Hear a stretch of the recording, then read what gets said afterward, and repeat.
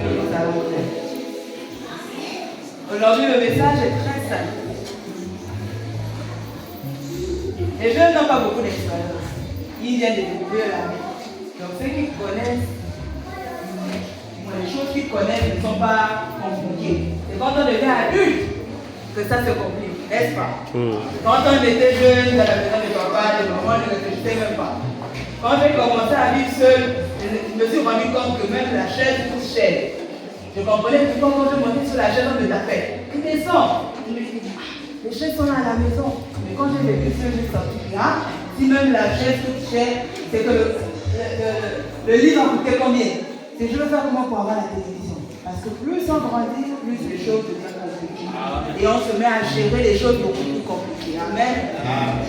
Donc de la même manière que la vie des jeunes est simple, le message qui sera prêché aussi aujourd'hui sera simple. Pour que tout le monde puisse marcher avec. Amen. Ce matin, je nous invite à réfléchir à une question. Est-ce que les jeunes suivent? On sait que Dieu a envoyé son Fils unique à la croix mourir pour le monde. Mais est-ce que tu sais que Dieu t'aime particulièrement? Généralement, quand on parle à tout le monde, on ne parle à personne. Si je demande aux enfants tout de suite de se calmer, je dis tais-toi, ils vont continuer à faire le bruit. Je vais parler à tout le monde, je vais parler à personne. Mais si je dis Krishna, tais-toi. Moïse, tais-toi. Au fur et à mesure, tout le monde va se taire parce que j'ai parlé à chacune des personnes. Mais même si le verset est général, car Dieu a tant aimé le monde, sais-tu que dans le monde, il y a ton nom aussi à l'intérieur? Sais-tu que Dieu aussi t'aime? Ce n'est pas seulement le monde, c'est juste que la Bible ne pouvait pas contenir le nom de tout le monde. Car Dieu a tant aimé maman Eva. Car Dieu a tant aimé papa Lionel. Car Dieu a tant aimé maman Philomène. Ce matin, on va s'interroger sur cette question. Est-ce qu'on sait que Dieu nous aime? Lorsqu'on a la révélation d'une chose, c'est à ce moment-là que la chose se manifeste. Et on se rend compte que la personne n'a pas la révélation de quelque chose en fonction de la manière dont la personne vit.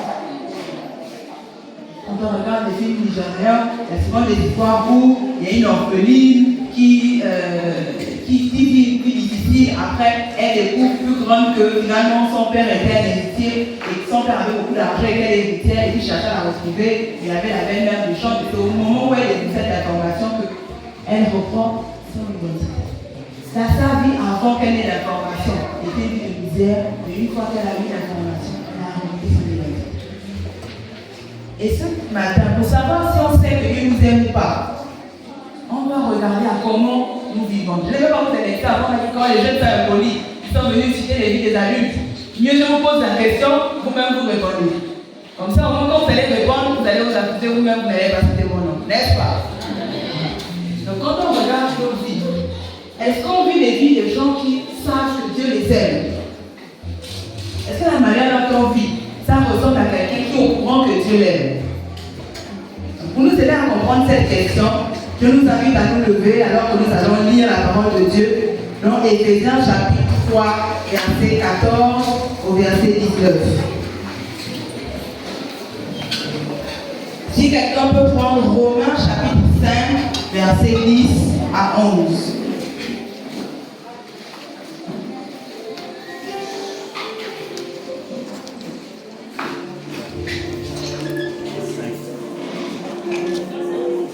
Romains 5, verset 10 à 11, Éphésiens chapitre 3, verset 14 à 19. Je vais essayer de lire dans plusieurs versions.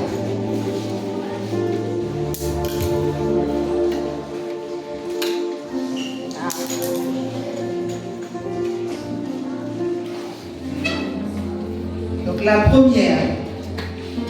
Dans le livre d'Éphésiens, c'est l'apôtre Paul qui parlait au peuple d'Éphèse et il encourageait en rappelant aux membres de l'Église des promesses de Dieu pour qu'ils tiennent ferme dans la foi et qu'ils soient bien conscients de ce en quoi ils se sont engagés.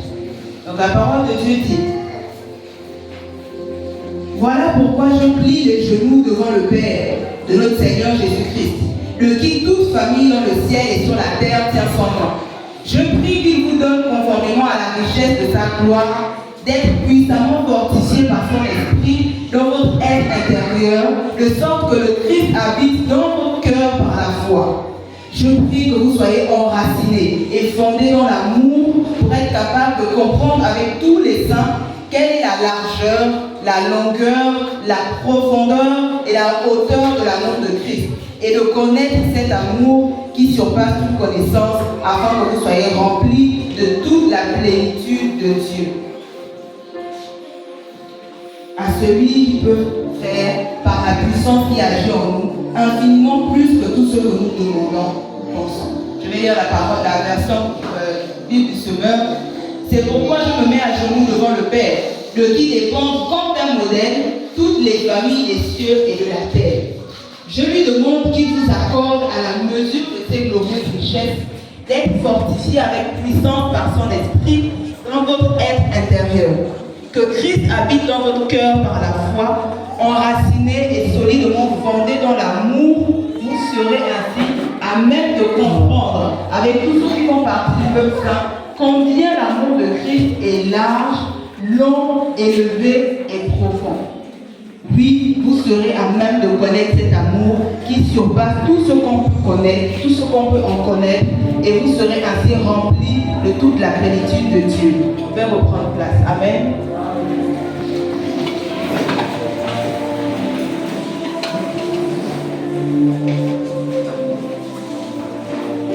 Sous le contrôle des anciens, dans cette partie, l'apôtre Paul expliquait aux chrétiens d'Éphèse que si vous voulez garder la foi, si vous voulez que vos foi demeure, il faudrait que vous compreniez d'abord l'amour que Dieu a eu envers nous et que vous manifestez cet amour-là.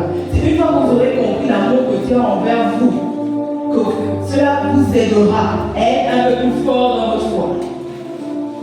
L'apôtre Paul écrivait aux églises parce qu'il savait que bien qu'on a le feu, les situations peuvent dérouter. Les circonstances peuvent changer et pousser les gens parfois à douter ou à faillir. Mais il a dit que même si moi je ne suis pas là, il y a une chose qui va demeurer, c'est l'amour de Dieu.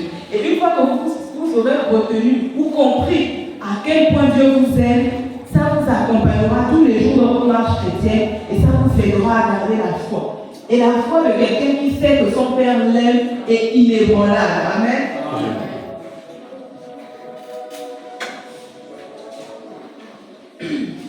Ce message s'adresse à tout le monde.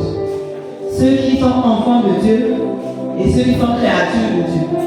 Parmi nous, on a encore des personnes qui n'ont pas encore accepté le Christ comme le Seigneur et Sauveur et qui n'ont pas encore Dieu comme leur Père, qui ne peuvent pas encore être considérés comme enfants de Dieu. Mais il n'est pas trop tard. Et nous avons d'autres qui avons accepté Christ comme Seigneur et Sauveur, qui avons fait le pas de devenir enfants de Dieu. Nous aussi, nous sommes concernés par ce message. Nous aussi, malgré le fait qu'on ait accepté que Christ ait été envoyé à la croix pour nous, on n'arrive pas encore à nous rendre compte à quel point Dieu nous aide et à avoir une foi inébranlable. La preuve, c'est qu'on tombe toujours. Le juste tombera cette fois et se relèvera, oui, mais est-ce que le juste est obligé de tomber? Christ a été le modèle sur terre. Il nous a montré comment marcher. Il nous a montré que c'est possible en tant qu'être humain, malgré toutes les situations qui se déroulent autour de nous, de tenir ferme dans la foi et de fuir le péché, d'éviter de briser le lien qu'on a avec le Père. Donc il nous a montré que cette marche est possible. Mais en montant des enfants, on est très loin. On m'a parlé très loin de la marche de Christ. J'ai encore beaucoup de choses à faire. Quand ça fait plus de 10 ans que j'ai accepté Jésus-Christ dans ma vie comme Seigneur et Sauveur. Parce que je suis aussi en train de découvrir l'amour que Dieu a envers moi. Et plus on découvre l'amour que Dieu a envers nous, plus ça nous fortifie dans notre manière dans la relation que l'on a avec lui et dans notre manière de le servir. Amen. Autant que nous sommes moutons de l'amour que Dieu a envers nous, on a l'impression que l'amour là c'est seulement pour l'éternité. Seulement quand on va mourir, on va voir que Dieu nous aime parce qu'il nous a envoyés au paradis. Mais sur terre là, c'est comme si l'amour là s'était arrêté à la vie, donc il ne la fait pas. Parce que dès qu'on perd un parent, Dieu, pourquoi tu fais ça? Dieu ne m'aime pas. Pourquoi il a permis qu'elle parte? Pourquoi il a permis que cet enfant meure? Pourquoi il a permis que mon père puisse mourir alors qu'il sait que c'est lui le pilier de la famille? Pourquoi il a autorisé telle valeur? Pourquoi je tombe malade alors que j'ai prié? Pourquoi on questionne à chaque fois Dieu? Comme s'il n'était pas au courant de ce qui se passait. Comme s'il ne savait pas ce que ça pouvait vous faire. On questionne Dieu comme si Dieu voulait nous faire du mal volontairement. Comme s'il avait l'intention de nous faire souffrir juste pour se moquer de nous. Lorsqu'on donne des médicaments, lorsqu'un enfant est malade, l'enfant ne se sent pas bien. Il sait qu'il ne se sent pas bien, c'est lui-même qui ressent le mal. Mais est-ce que l'enfant accepte facilement les médicaments? Est-ce que l'enfant accepte facilement les comprimés? Mais qu'est-ce que le parent fait? Il force les comprimés, il force le médicament. L'enfant, comment est-ce qu'il se sent? Oh, maman, il n'aime pas, pourquoi il me force à avaler un truc amer? Papa, pourquoi il me tape parce que je refusais de prendre les médicaments? Quand on parle dans le processus, on a l'impression que moi, dans la position de l'enfant peut se dire que non, papa me veut du mal. Alors que papa est déjà tombé malade, il sait que quand on prend ce médicament, ça nous guérit. Et donc il force l'enfant à passer par ça pour accéder à la guérison. Mais comme l'enfant n'est pas au courant que c'est un médicament qui soigne, que quand je vais prendre ça, je serai guéri, et il n'a jamais vécu ça parce que c'est la première fois qu'il tombe malade, il a l'impression que le père est contre lui, que la mère est contre lui, contre son rouleur. Et pourtant il sait qu'il souffre, mais comme il ne sait pas ce qu'il attend devant, et il voit seulement le processus, il prend peur et il se fâche contre les parents.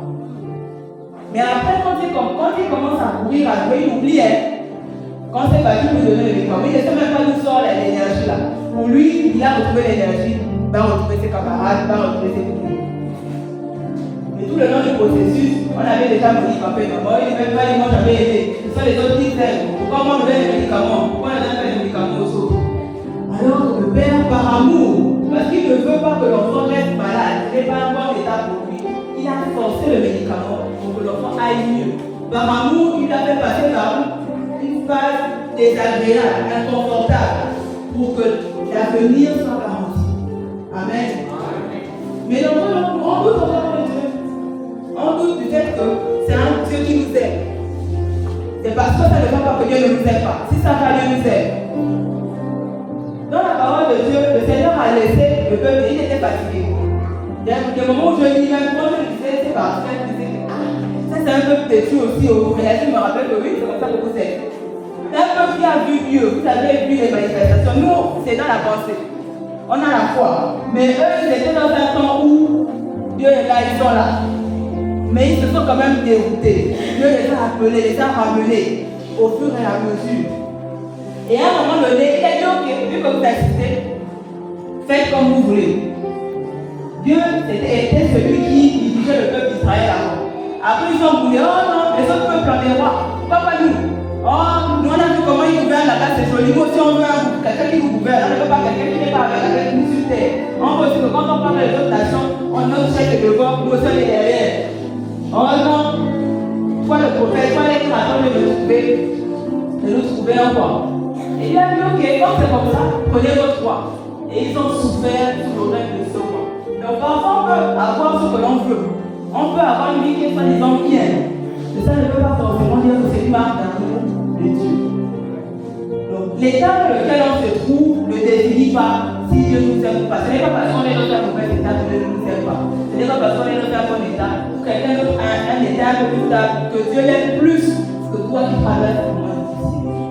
Amen.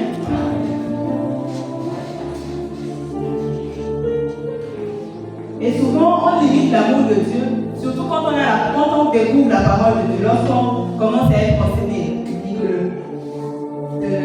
le péché a créé une séparation entre Dieu et les hommes. Donc quand tu nais de nouveau, t'enseignes les premiers enseignements, arrête de pécher, le péché c'est mal, c'est le diable, ce sont les démons qui te détournent et tout. Et ensuite, certains péchés, la fornication, le mensonge, l'ivrognerie, ainsi de suite. Et dès qu'on a commencé à avoir un verre, oh c'est fini, Dieu m'a dit, là Dieu sera fâché comme moi. Là c'est bon, je suis mort. J'ai trahi la confiance de Dieu. Oui, tu as trahi sa confiance de Dieu, ça veut dire que Dieu ne t'aime plus. On a des enfants dans la maison qui volent. On a des enfants qui font des bêtises dehors. Mais ça veut dire qu'on n'aime plus l'enfant là parce que l'enfant fait une bêtise. L'enfant sait qu'il ne doit pas faire la bêtise, mais il a quand même fait la bêtise. La correction va arriver. Mais est-ce que ça veut dire que ça tue l'amour que l'on a pour notre enfant? Même le plus grand bonheur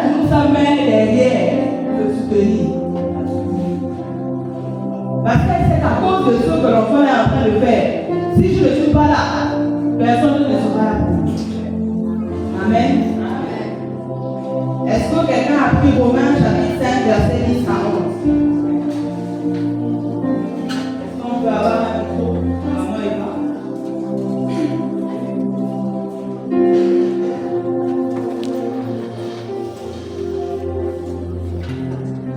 Maman.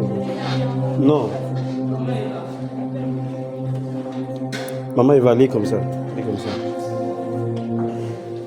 Je lis la parole de Dieu dans Romains 5, verset 10. Car si lorsque nous étions ennemis,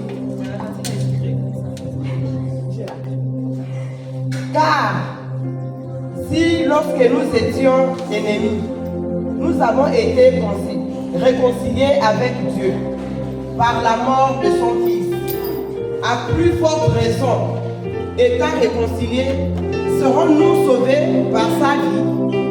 Amen. Amen. La parole de Dieu nous dit que même quand on était des pécheurs, on ne connaissait même pas Dieu, on reniait Dieu. Dieu a quand même fait le sacrifice de nous envoyer son Fils pour nous montrer qu'il nous aime. Donc si quelqu'un arrive à aimer des gens qui vont volontairement contre sa volonté, encore même une autre raison, des gens qui essayent quand même de marcher dans sa volonté, des gens qui ont décidé de devenir ses enfants. S'il arrive à aimer le pécheur, quelqu'un qui s'est éloigné de lui, comment est-ce qu'il ne va pas t'aimer toi qui cherches ta face? La preuve, tu es dans sa maison aujourd'hui. Pourquoi est-ce que le Seigneur ne va plus t'aimer? Il va décider de ne pas t'aimer. Qu'est-ce qui peut le pousser à ne pas t'aimer?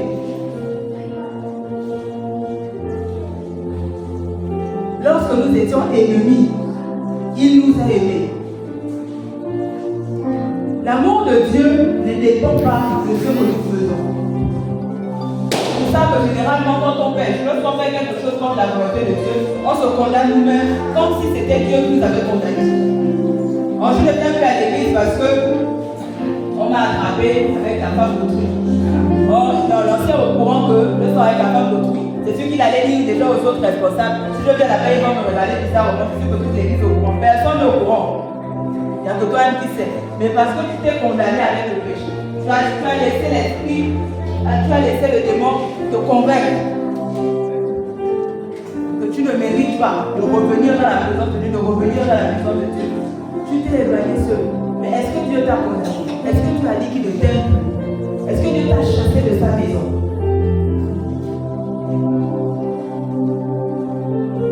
L'amour de Dieu ne dépend pas de ce que l'on fait ou ce que l'on ne fait pas. Si quand on était ennemi, il nous a aimés. Ça veut dire que quand on est ennemi, ça veut dire qu'on fait même le contraire de ce qui plaira à la personne. Donc si sans rien faire, Dieu nous a aimés. Ça veut dire qu'il n'a pas besoin que l'on fasse quelque chose de particulier pour continuer à nous aimer. C'est juste nous en tant qu'enfants de Dieu, par gratitude, par reconnaissance, nous devons lui montrer cet amour en retour. Un bon enfant, quand son parent lui fait du bien, fait la fierté de son père ou de sa mère. Amen. Un enfant ingrat reste dans la mauvaise attitude. Mais un enfant qui reconnaît, revient à la maison de son père et fait sa fierté. On a eu tout à l'heure le sketch de l'enfant prodigue. Pour ceux qui le connaissent pas l'histoire, qui n'ont pas pu comprendre, il y avait un homme qui avait ramassé certaines richesses, un bon nombre de richesses, qui avait quand même le poids laissé en héritage à ses enfants. Mais avant même qu'il ne meure, le plus petit a dit, papa, quand je veux mon héritage, tu l'as tué sur terre. J'attends ta mort, mais tu ne meurs pas. Dieu, donne-moi ma part, on peut continuer à vivre. Si tu veux continuer à rester en vie, reste, moi je m'en vais me l'héritage. Le père aussi a dit, est-ce que je peux te retenir? Tu as raison, tu as droit à ton héritage. Tiens-toi parti, il a donné au frère, à l'autre frère, sa partie. Le deuxième frère, malgré qu'il avait reçu l'héritage, il va nous rester. Parce que c'est un bon fils qui continue à servir le père. Le fils prodigue, lui, il est parti, il a fait la fête, il a dépensé, il s'est retrouvé dans les problèmes, mais il s'est rappelé que là où il était aimé. Il s'est rendu compte qu'en fait, j'ai laissé une bonne situation et en vouloir suivre mes conseils, je me suis retrouvé dans une mauvaise situation. Mieux, je repars là où on démontre de l'amour même au serviteur. Parce que le fils prodigue, c'est pas ça se rebeller contre lui-même. C'est parce que étant serviteur de la maison de quelqu'un, il va se rendre compte qu'il est dans une situation pire que le dernier serviteur de la maison de son père. Il s'est rendu compte que l'amour de son père est tellement grand que ça touche même les serviteurs. Que même les serviteurs sont très bien nourris, sont très bien logés. Et il s'est dit, comment j'ai pu quitter la maison de quelqu'un qui a autant d'amour pour aller, et non seulement que je ne connais pas, je suis maintenant en train de souffrir.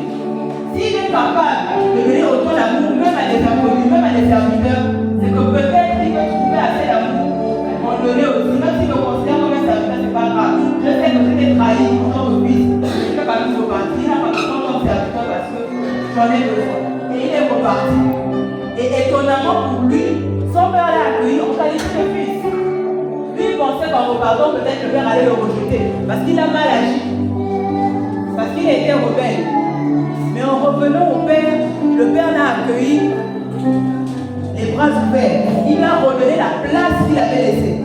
Il ne lui a pas donné une petite place où tu vas recommencer depuis le début. Non. Il a dit, j'étais quelque part, reviens à la place qui était la tienne. Nous sommes cohéritiers de Christ. Même si on s'éloigne, quand on revient à Dieu, on revient cohéritier de Christ. L'amour de Dieu est toujours disponible pour nous. Ça attribue ce titre-là. Le fils prodigue est parti. Le père a démontré l'amour en l'accueillant chez lui. Il aurait pu le rejeter. On a tout bien ensemble. Tu as pourtant l'héritage. Tu m'as considéré mort. Tu n'as plus le père. Non. Il a accueilli son fils. Il va aller le chercher. Il l'aimait tellement qu'il savait que là où je vois l'enfant là venir, parce qu'il a maigri, c'est sûr qu'il risque de tomber avant d'arriver chez moi. Mieux je cours le chercher et les serviteurs vont venir m'aider à le transporter pour la maison. Amen. Donc l'amour de Dieu ne dépend pas de ce que l'on fait. Quelles que soient les actions que l'on pose, ça ne détermine pas à quel point Dieu nous aime. Et souvent, c'est ce qui nous fait douter de son amour. Parce qu'on dit que le salaire du péché, c'est la mort. Donc celui qui a péché, Dieu est censé être fâché contre lui. Donc si j'ai péché, c'est que Dieu sera fâché contre moi. Donc il faut dire fâché contre moi, moi aussi je reste mon point. Ce n'est pas ce que la parole de Dieu nous recommande.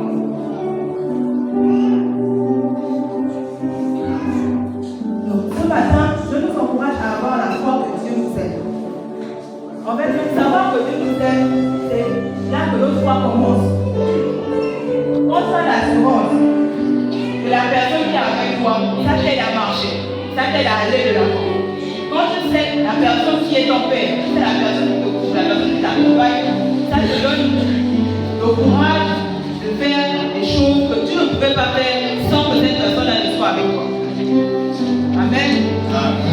On voit souvent des gens qui sont zélés parce que leur oncle est procureur, c'est même pas leur père, mais leur oncle est procureur. Donc c'est toute la famille qui devient procureur. On est sous le neveu du procureur. Tu penses que tu peux me faire quoi? Parce qu'il a l'assurance que la position de son père, de son oncle, va le couvrir et l'accompagner.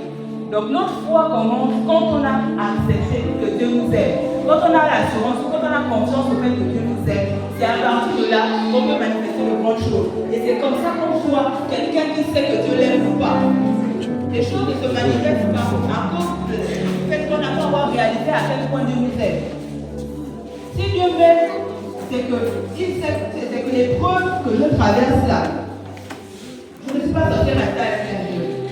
C'est notre Dieu, ta parole, que tout concourt au bien de ceux qui aiment Dieu. Tu sais que je t'aime. Et je sais que tu m'aimes. Donc normalement, tout va concourir à mon bien. Normalement, la situation que je traverse là, je ne suis pas censé rester dedans. On dit que quand je marche dans la vallée de l'homme de la mort, pas quand je m'arrête dans la vallée de l'homme de la mort. Non, c'est quand je marche. Ça veut dire qu'il y a la vallée de l'homme de la mort. C'est un quartier. Je suis obligé de passer par là. Si je veux aller à la souris, je suis obligé de passer par ma pousse. Je ne peux pas dire que je vais passer dans l'herbe, dans la forêt. Non, le chemin c'est par là. Donc la vallée de l'homme de la mort est là. Mais parce que je sais qui est avec moi, je ne crains aucun mal. Je sais que Dieu m'aime, il ne peut pas me laisser. Même si je ne le crois pas, il ne peut pas me laisser. Parce que mon Père est avec moi, je continue à marcher. Je sais que Dieu, il m'aime tellement qu'il va prendre soin de moi. D'ailleurs, quand on voit un enfant là, je peux avoir un bébé. Un petit enfant par là, il faut un bébé déjà. Quelqu'un qui veut se lever. Est-ce que je peux avoir un enfant sécurité? Est-ce que je peux avoir un enfant? Voilà. Est-ce que je peux avoir un papa? Venez. Il y a un petit enfant, un an, 2 ans. Il y a beaucoup de petits enfants là. Amen, le ciel. Venez. Un enfant pour aller voir un enfant. Un enfant. Regarde,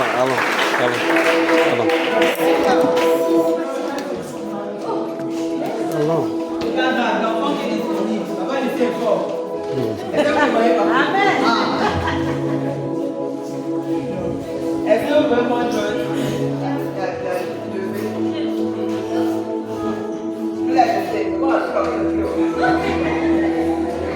Vous voyez qu'elle ne valide pas dans l'air. Elle sait que la personne qui l'a donné va la rattraper.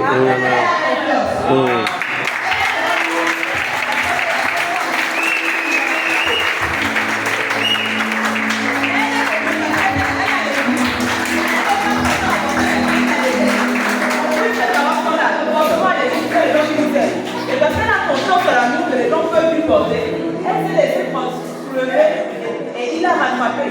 C'est la même chose quand on est dans la vallée de l'homme de la mort. On sait que Dieu ne peut pas nous laisser. Même si elle t'a laissé passer par là, ça ne veut pas dire que c'est là qu'on va rester. Ce qu'on a vu va forcément nous achever. Amen. On va embrasser papa.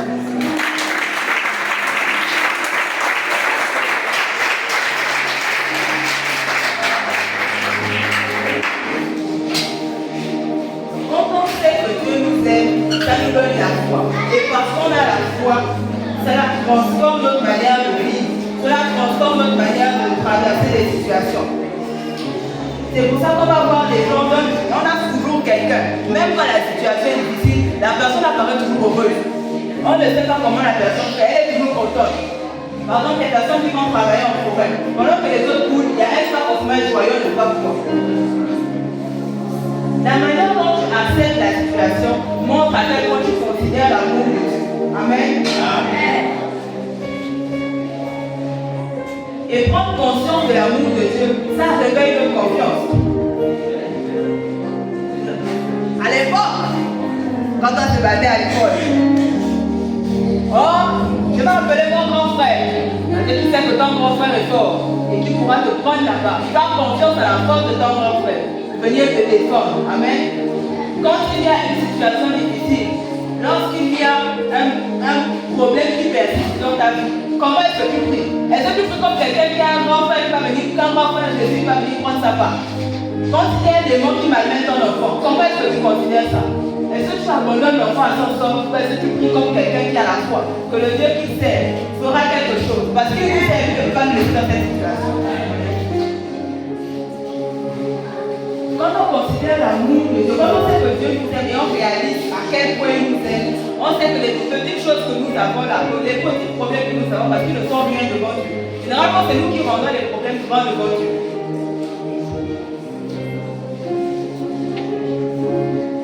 Et quand on considère l'amour de Dieu, on a une attitude de confiance, d'assurance. Et c'est ça qui construit notre foi. Et c'est pour ça que l'apôtre Paul disait que votre foi sera inébranlable. Amen. Il disait que Christ habite dans votre cœur par la foi, enraciné et solidement fondé dans l'amour. C'est l'amour de Dieu qui nous aide à surmonter les obstacles, surmonter les péchés. On n'arrive pas à laisser ce péché chronique parce qu'on n'est pas encore conscient de l'amour de Dieu envers nous. On n'est pas encore conscient qu'il nous a donné la force de pouvoir lutter comme ça, qu'il nous a donné les clés pour pouvoir échapper de cette situation. Que notre vie ne s'arrête pas au péché que nous faisons aujourd'hui. Que nous avons péché, mais nous ne sommes plus les pécheurs en Jésus-Christ notre Sauveur. Amen. Amen. Est-ce que quelqu'un peut prendre Romains chapitre 8, verset 31 à 32?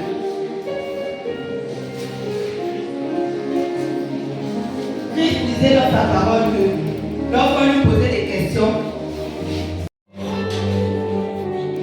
un enfant qui fait la fierté de son père prend conscience des sacrifices de son père.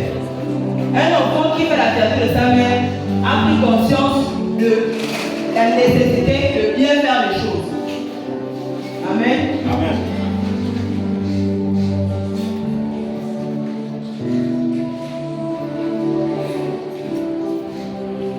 Quand on prend conscience de l'amour de Dieu, l'une des choses que ça doit nous pousser à faire, c'est d'aimer aussi en retour.